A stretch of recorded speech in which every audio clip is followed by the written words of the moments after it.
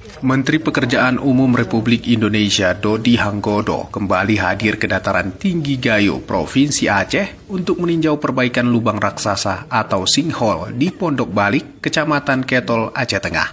Menteri PU mengatakan pihaknya telah melakukan sejumlah pekerjaan guna menghentikan longsor susulan pada lubang raksasa atau sinkhole tersebut.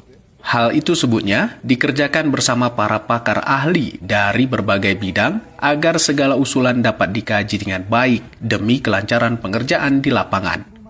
Tapi mudah-mudahan dengan begini sebenarnya kan saluran yang ke arah lubang itu kan sudah kering, sehingga harapannya memang lubang itu tidak bertambah lebar lagi, karena kan suspek awal dari kemarin kan ada resapan air di bawah yang membuat kemudian lubang melebar. Waktu pertama kali kita kesana kan Bapak Ibu sebenarnya kelihatan tuh ada air netes yang dari selokan ini kan.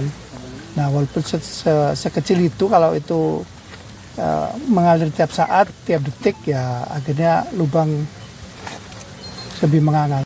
Sebelum perbaikan tambahnya, lubang terus bertambah lebar dengan sedikitnya menggerus tanah 4 meter dalam sehari. Namun kini hal tersebut mulai dapat ditangani.